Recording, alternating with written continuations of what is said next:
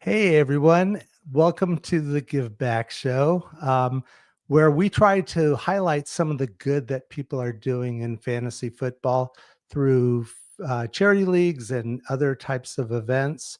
Um, Really, there's so much that folks are doing. Each week I try to highlight a new charity league or charity event, and let you learn a little bit more about the person behind the league, as well as, of course, more information about the charity and league that's being supported. So tonight we're really fortunate. We have such a person uh, to be able to talk about the Dynasty Fish Bowl. So I'd like to welcome in Craig Schmucker. Hi, Craig. How you doing? Pretty good. How about you, man? Oh, I'm doing great, and I do really appreciate you jumping in and being willing to join the show and tell us a little bit more about yourself, but also about the charity league that you're running. So, wanted to thank you again for doing that. I So, appreciate why you don't having you? me on, man. Oh yeah, it's my pleasure. And again, this is all you. This is all the good stuff that you and people just like you are doing. So appreciate it. Um, Before we learn more about the Dynasty Fish Bowl, I'd like the folks in the audience to be able to learn a little bit more about you. And so, why don't you go ahead and tell us a little bit about yourself, like where you're from and information about what you do outside of fantasy football? Why don't you go ahead and share that information? Oh, well, I'm a dad. I'm a nurse. I live down in Alabama from Mississippi, and that's pretty much it about me. Okay, and you mentioned you're a dad. How many kids do you have? Got three, Three. three Well, girls. that's Yeah. great. And ages? Oh, they're all little. It's Oh, it's yeah. It's a lot of fun at our house. well, as a fellow girl dad, mine are 31 and 26. So I miss the time when they were little, and I'd come home from work and they'd run down the hall screaming, "My daddy's home." I guess you still get to enjoy Yeah, I got some years left of that, so that. that's nice. Well, enjoy it while you can, because pretty soon they move out, and then you only kind of look forward to the times where they come to visit you. Um, and since you're in Alabama, I'm guessing University of Alabama might be the college that you follow, or what teams do you No, root for? I was born in Marrero. It's like outside of New Orleans, and so I'm an LSU fan, big LSU Awesome. fan, and a And what Saints about fan. and what pro team do you follow? The Saints, The Saints? yeah, it's rough right now, but it's been rough for a long time. There's some good Well, years, but it's way better than it used to be, at least. yeah, and there's always the chance to the team will improve. I was a and still am a Houston Texan fan, and you can imagine the pain I went through for the first 7 or 8 years. Right now, we're looking a lot better, but the way the league ebbs and flows, you never know. Since you are a Saints fans, I'm always curious. What are your thoughts about the team into the 2025 season? Well, I think there's always a chance to win the division because it's probably the weakest division in football right now. The Bucks are the best team, but then you have the Panthers and the Falcons are going to have probably Penix at quarterback, which we don't really know what he's going to be yet. So I think the Saints could be all right. I don't really know what they're going to want to do quarterback wise. I know Derek Carr is still there. I've seen people saying if Shador falls to 9, they might draft him. But I think if they do draft him, it'll be a thing where he sits behind Carr for a while and learns, and then he's able to play. Yeah, and again, you've got a few good wide receivers with Chris Olave Oh and yeah, and Shaheed Shahid. Shaheed, yeah, Looking forward to the coming back. UDFA, You also have a pretty decent tight end too with Johnson, Juwan right? Johnson, yeah, Yeah, Juwan Johnson. They just re-signed him too. And yeah. I know that they're looking into possibly getting some more receivers in the draft, maybe like a big body receiver because Shaheed and Chris Olave are not very big guys. So it'd be good to have like a tall possession receiver. And JC helped out with a comment in the chat how he loves Spencer Rattler. Um, what are your thoughts on him and chances that he might take over from Carr? There is a possibility. He's still got some development. He had some really good moments in college. But then he also had really bad moments as well. So he's got a lot of talent.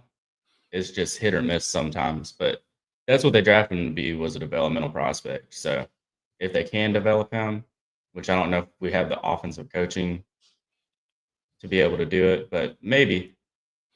And we might, maybe more so now that Kellen Moore is going to be the head coach. Yeah, and again, he's a great developmental offensive mind, and so that's one of the things to be positive about. Also, a player that I like a lot, although he's been hurt pretty much the entirety of his time there, is Kendre Miller. So, what are your thoughts Yeah. about the running back position for the team and where they might be going forward, since it's a deep running back draft this year? I love Kendre Miller coming out of college, and obviously Alvin Kamara is still there, so he's the lead back. But I think Kendre's got a lot of talent, but I think his job is in danger as the RB2 with the draft class that we have this year, because you'll be able to get solid running backs like well into the 4th round. So he's going to have to stay healthy and really grind it out this offseason, and hopefully he can get on the field.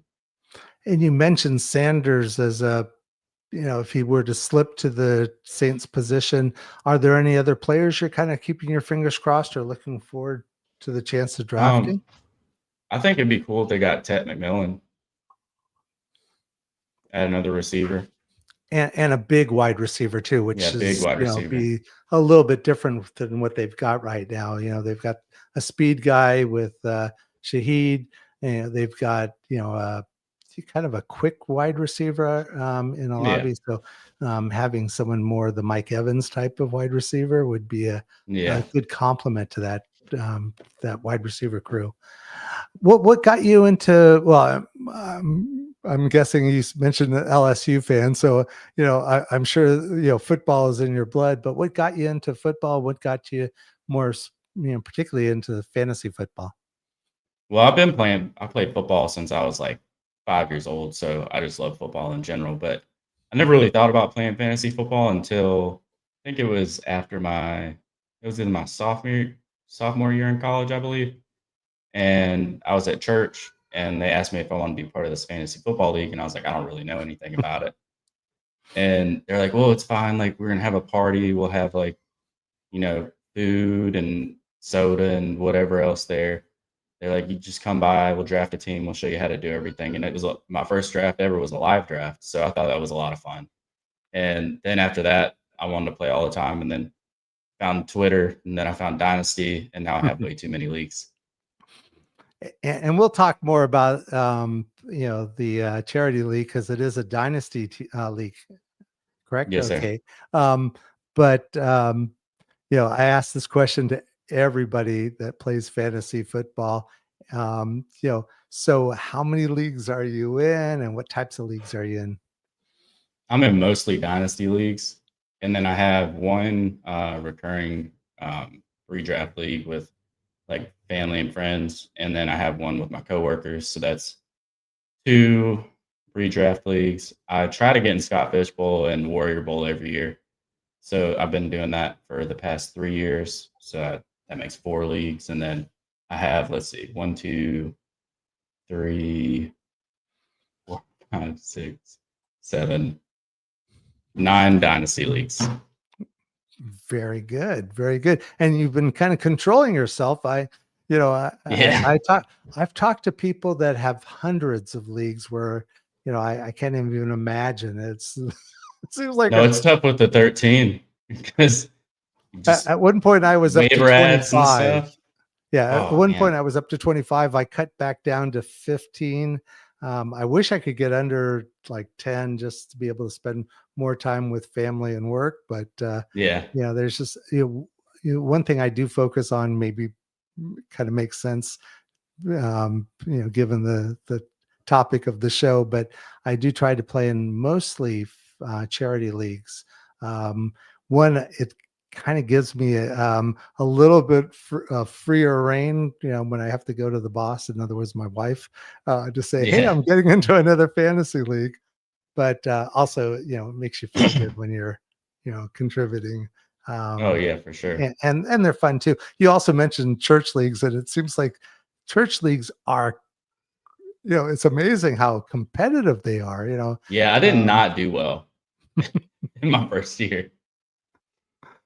well, I've been kind of keeping it quiet that I'm involved in a fantasy website and fantasy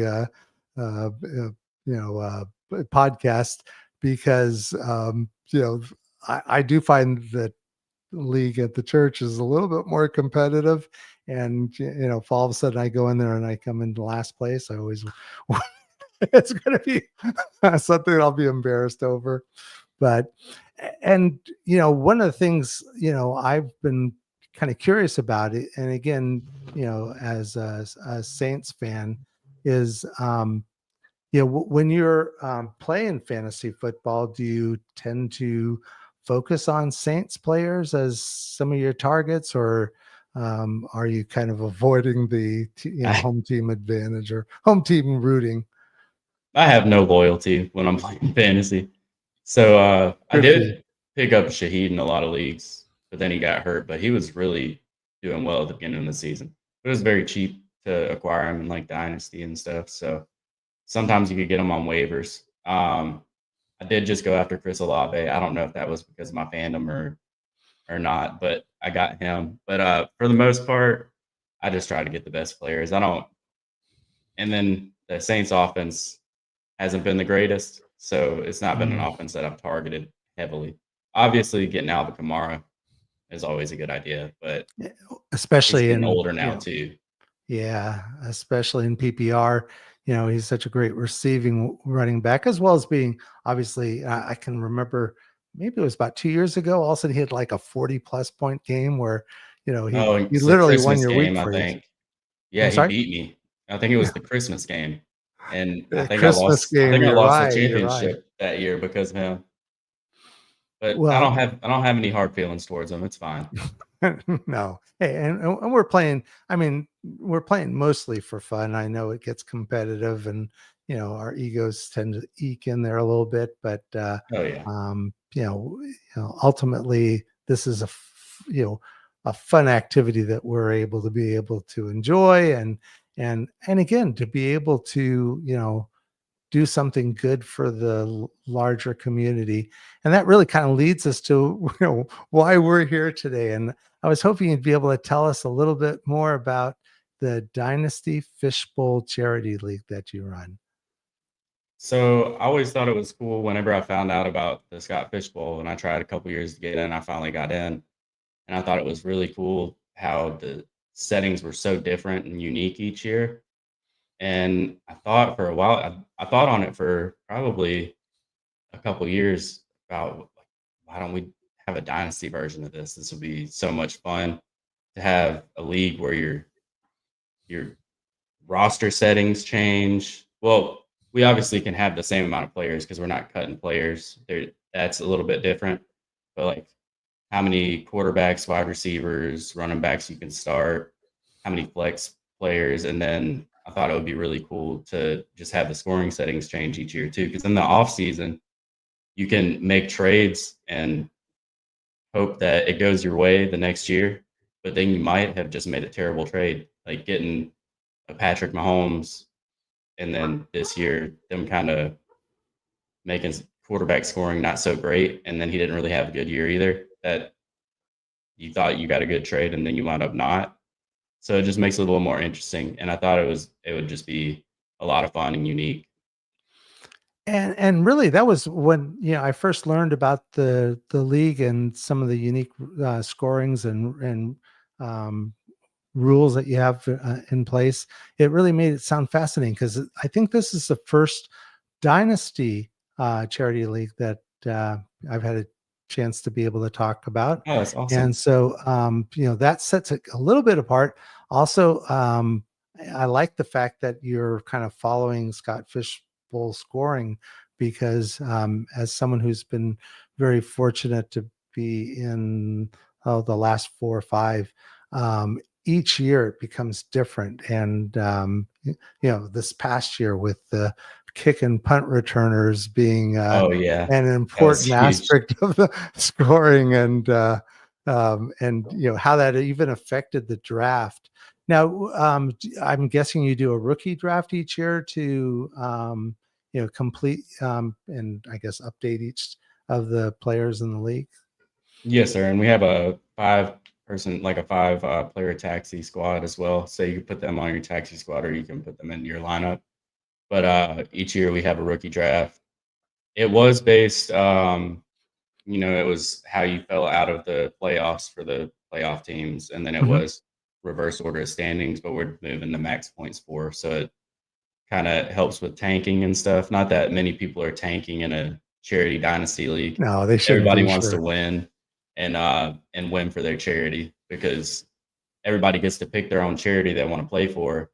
You don't have to decide on it until you win, but afterwards we have the loser of the toilet bowl donate $25 to the champion of the division's charity, and then we have an overall champion, which is the highest score on championship week plus 50% of their yearly total. And that way it kind of isn't just that week. It's how they did throughout the season plus that week, which Scott Fish does that in his playoffs. But we only do it on the championship week because it's just me and my buddy Spencer running the league, and we have 84 members, and we want to continue growing it. So we try and make it as simplistic as we can. And then everybody will donate $5 to their charity of choice, every other player. So that's $415 to their charity of choice, which this year it was to the National MS Society. National. Okay, and you kind of hit on a number of questions I was hoping to be able to get more information about the league. And you touched on well, one question I would have is that, are you running this by yourself, or do you have anyone helping you run the leagues? Or running leagues is a tough chore, and so if you're doing multiple 12-team leagues, it must be pretty challenging. So can you Yeah, tell us and a little bit about that? we do also have a commissioner in each league as well, and that kind of just oversees what's going on there. And if there's any issues, they could bring it to us. And I try and get somebody that I kind of know a little bit to be able to do that. Hmm. That way, I don't think anybody's going to kick me out of being commissioner in the league or anything, but just so it's easier for them to get in touch with me. And it's really not that much as far as oversight because they run their leagues, and I kind of just try and go through them maybe a couple times a week and see what's going on in there, and keep people updated. We do during the off season. We'll run like polls for different rules and stuff people want to change, which it was like max points for. It's never going to be scoring rules or anything that would affect us being having the same scoring and starting player uh, rosters as Scott Fish Bowl, but any other things that we could change, I'll do a majority rule. Nice, nice. And I guess a question I should have asked pretty much at the start would be, what kind of led you to the idea of of organizing and running this charity league? I just thought what Scott was doing was such a great thing, and with the Warrior Bowl and stuff like that, and playing in those, and it was a lot of fun. And I always thought not everybody can get in Scott Fish Bowl, so this is a way for them to be able to experience it, and then maybe they want to do Scott Fish Bowl even more. So then they start applying every year because they have so much fun in our league that they want to play in the big leagues in Scott Fish Bowl. So it's just I thought it would be great and it's a low cost there's no entry fee to be in our league. At the end of the season, we just ask that after people donate to the charities, they send a screenshot of their donation, and that way we have proof that they donated. And we try to get it to where we put it in our bylaws that if anybody leaves the league, they're asked to donate $25 to Fantasy Cares. And that way people aren't just drafting a roster and going all in and just leaving. And so I'm guessing that on occasion someone has left the league. Do you then actively recruit to replace that player, or is that player that's leaving, requested to find a replacement, or how does that work for you? I like them to try and find a replacement, but they don't always do that. So then we'll just recruit. Like we had, I think we had 4 openings in our leagues this offseason. We're down to 2, so we have 2 openings, 2 orphan teams. They're not too bad a team. So if anybody in the comments wants one of the teams, they're welcome to message me on Twitter, and we can get them in there. But we also are looking at, once we get those filled, put down a post on Twitter and maybe expanding more, because the more leagues we have, the more money we'll be able to raise, and that's what it's all about. And really, that's one of the reasons why we're hoping this podcast helps raise awareness, also connect people to leagues, especially if something sounds interesting or fun. Then hopefully they'll be able to reach out, connect, and participate, and maybe even people might be inspired to create and run their own charity league. So all things we're hoping that comes out of the the Give Back show. Now, you mentioned that you have multiple teams and multiple divisions. So how many teams and divisions do you currently have? We have 7 12-team divisions. Wow. So it's 84 people.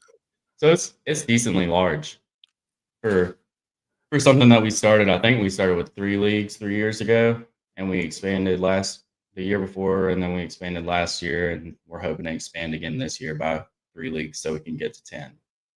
And has this grown through word of mouth, or do you attract people to a website or through Twitter? How do people or how have people found you and found the league?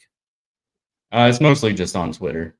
We don't have a website. We probably should do that eventually, because I think it would be easier to get people to join through there and just send them to the website to be able to find it, instead of me just DMing people, or them DMing me and me sending them the link to different stuff. But sometimes I'll post it, like the team on Twitter. Like I had posted the openings in the leagues on Twitter, and that's how a couple of them got filled. We had the guy that runs the Dynasty Daddy site. You know what I'm talking about? Yeah. And they do like all the different rankings of your leagues and stuff. He just joined the league this year. He's in my division, so that's Cool. gonna be pretty cool. And I've been hoping that we can get some other people in there too eventually. Like maybe, obviously Scott can't. I would have Scott join, but I don't think he would think it was fair joining, and I don't know if he would want to anyways. But if he did want to, I would be completely fine with him joining.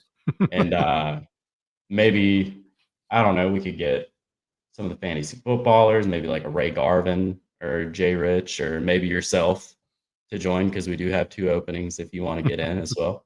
Or you could get in when we start up another league. But a lot of people are from the fantasy space on Twitter. So there was one guy, Justin Burrell. He ran his own charity league too this year, and it was my first time playing best ball, so that was a lot of fun. And we do play on Sniper. Okay, and that's and Mel asked the question about the platform, and Sleeper is very, I mean, it's a great platform. They're also, as the team behind Sleeper, really responsive to requests or changes to update it. So they've always been really good about that.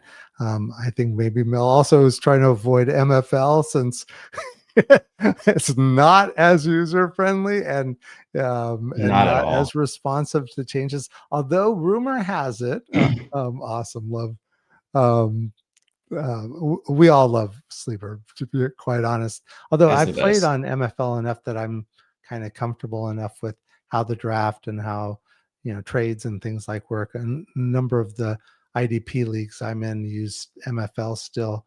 I guess from a commissioner point of MFL is rough. I'll agree. But from a commissioner, it's a good platform because you can be a little bit more creative with scoring and league setup, and it's a little bit more customizable than Sleeper is. But even I know Scott Fish has kind of moved from MFL only to MFL and Sleeper, and um, and I know that there was one or two advantages to MFL. You were able to have more than one kicker, for example, and as someone Yeah. who thinks kickers have value, it does make it a little easier to do that. You can't do that in Sleeper, but other than that, I think Sleeper wins, especially if you're using the mobile. MFL really does need to take ownership of the mobile experience and not just rely on third parties to create kludgy apps. But that's that's a platform discussion, and we probably don't need to Yeah. talk about that. Now, also, you mentioned kind of some of the scoring. So why don't you kind of give us a flavor of some of the scoring that you've done in the last year? It was literally exactly Scott Fish Bowl scoring. So, the kind of nerf quarterback scoring a little bit. And let me see if I have my, there we go, right there. So we had rushing half point per first down, quarter point per rushing attempt. We had the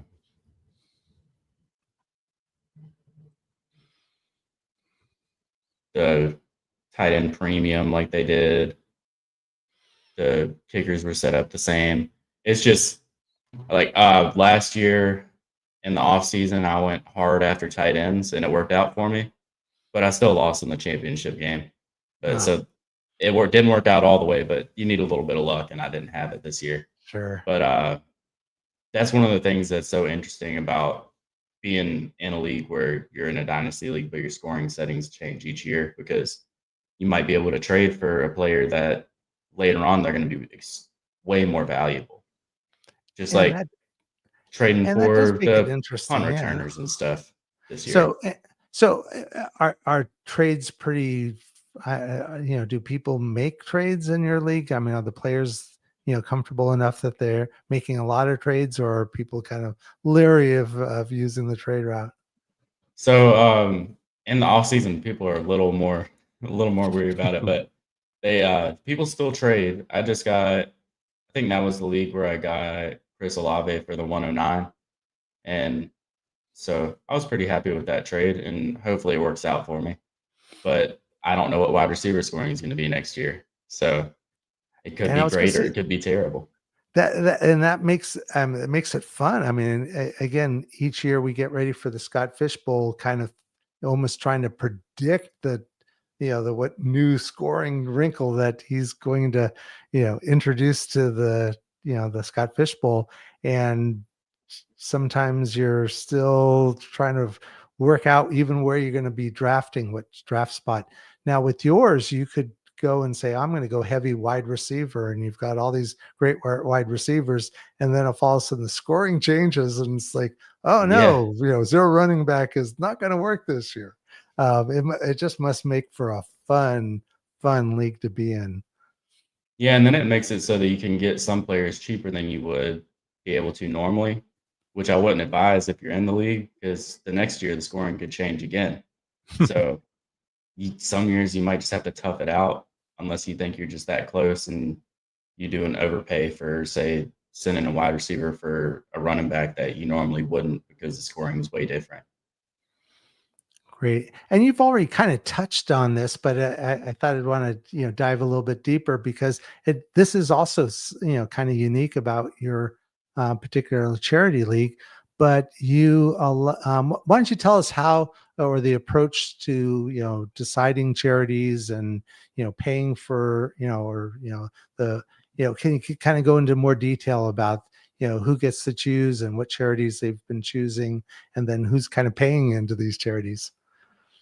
Yeah, I can. So, like I said, the overall champion last year was played for National MS Society Nice. in honor of his mom. So people were donating in honor of her. So they put her name in it and everything too. So that was pretty cool.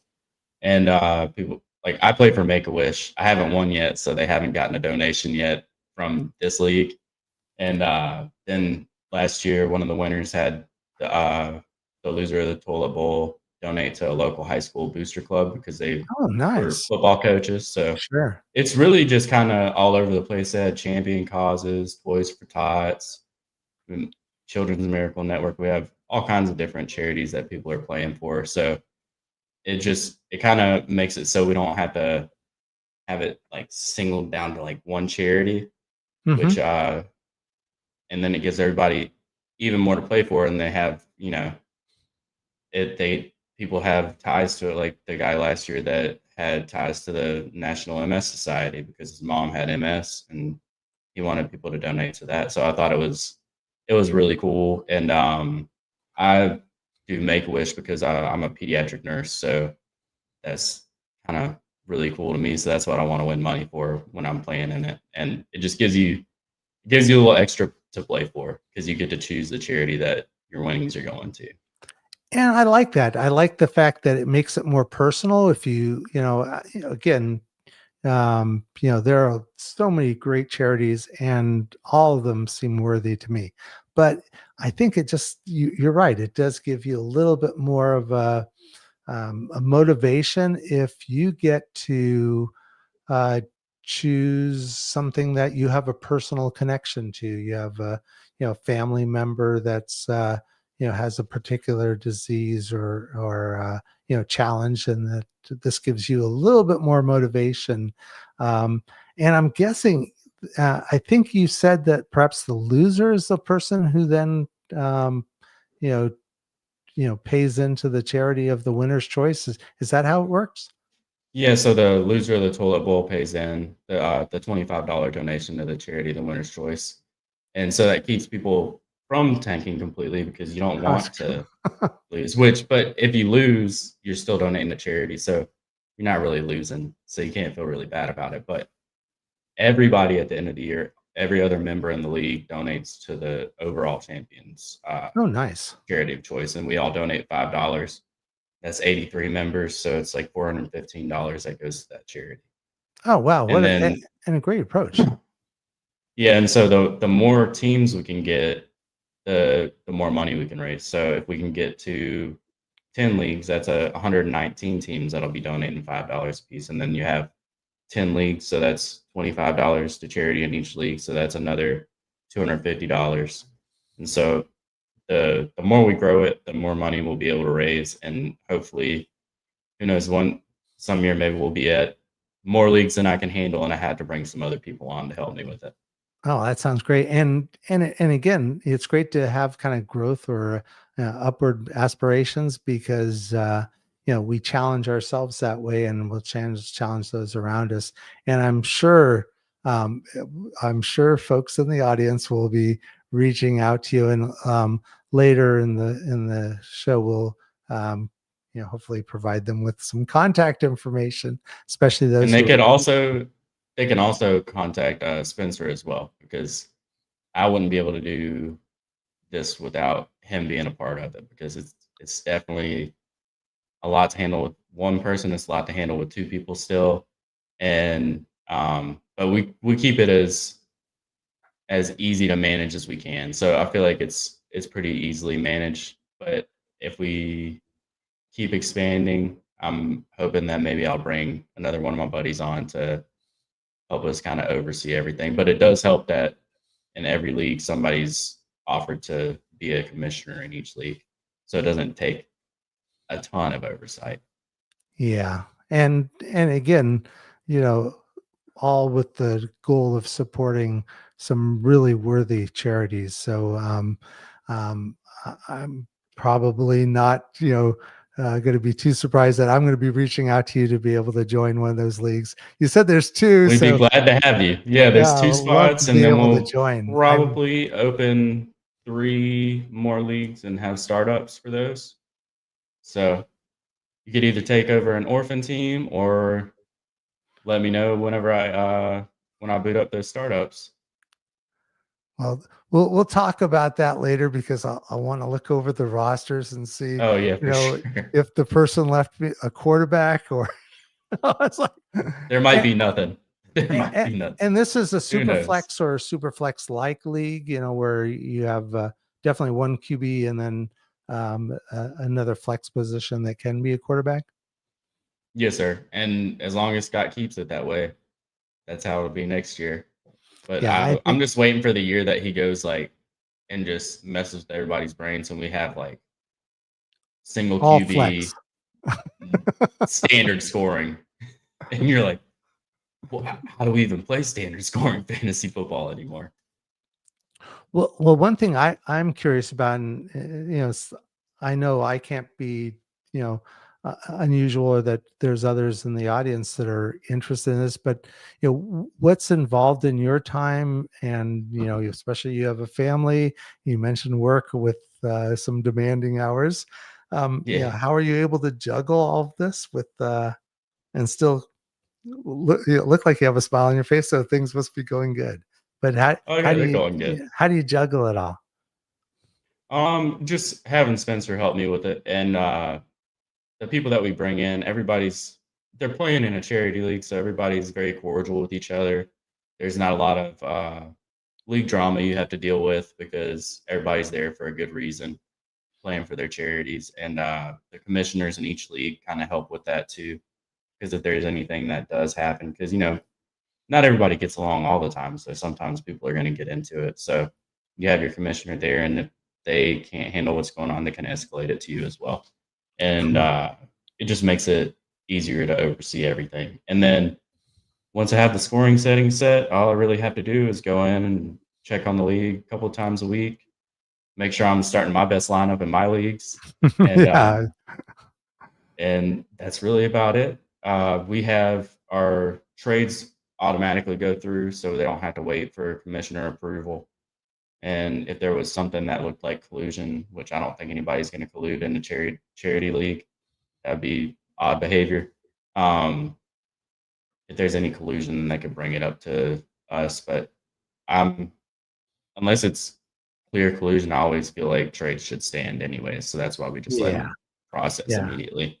I'm of the type that doesn't believe in vetoes. I mean, unless Yeah, I it's don't so like vetoes. clearly, two people got together and worked this thing out, that to me is detrimental to the league. But, who knows, a trade that you think is imbalanced, all of a sudden the next year that player is injured, and all of a sudden the person got off with a great trade. So I think that, these things work themselves out anyway. And I think to make it more fun and avoid the drama around, I want to complain about that. And I'm guessing, since you're on the Sleeper platform, that trades and other discussions happen in the Sleeper chat. And so people are able to communicate and maybe, give each other a little jab during the draft, or Yeah. Yeah, one they other. have fun in there for sure. Yeah, and one other question, and again, because of the nature of the work involved with running and managing a charity league, what advice would you give people in the audience who are interested in perhaps starting their own charity league? What advice or what guidance would you suggest for them? Probably just to start small. Like we started with 3 leagues. It was very easy to look over those 3 leagues and make sure that it was all handled appropriately and kind of get your bearings about you. And then just bring in good people. And if you have any other people that want to do it with you, any help is always welcome on when you're running a charity league. And just make it something that's fun because you're going to want it to be something that you want to do. And I think use Sleeper because Sleeper is very easy, and just simplify everything as much as you can so you have the least amount of oversight needed to be able to run the leagues and everybody be happy with the product.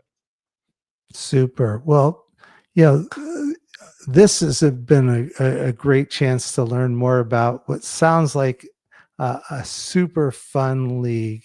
And how can people contact you or get a hold of you to either learn more about the league, or perhaps there's people out there who are actually interested in joining the league?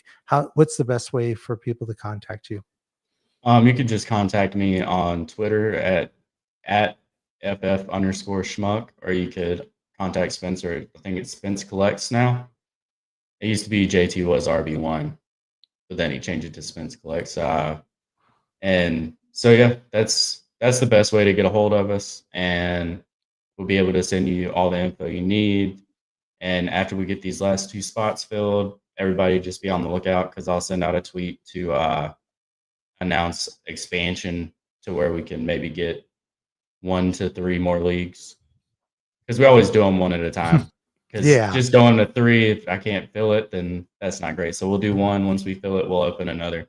If we could expand it 4 leagues, we'll do 4 leagues. It just all depends on how many people want to join and be a part of it.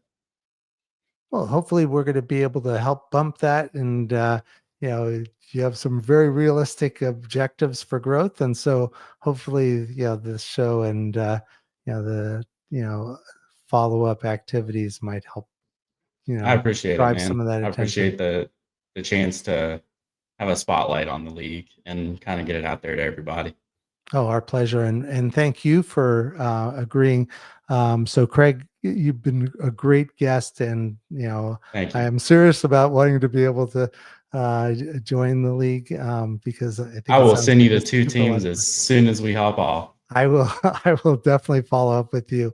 And actually, I wanted to also thank you for taking the time, especially, I know that, early evenings are difficult with young kids. So I wanted to appreciate the fact that you took the time out of, family time to, join our show and talk to us about your charity league. Also, I want to thank folks in the audience for taking the time and to learn more about the the Dynasty Fish Bowl and hear Craig's story. If any of you are also running charity leagues and you'd like to be able to be a guest on an upcoming Tuesday night, please reach out to me. My Twitter is right there, and I'm be more than happy to schedule an opportunity for you to share information about your league or event and raise awareness. Next Tuesday, we're going to have the guys from Fantasyscape join our show and talk about their charity league. So I hope you come back next Tuesday. In the meantime, please remember to be good, do good, and always give back. And thanks, everyone. Thanks again, Craig. Thank you. I appreciate it. You bet now.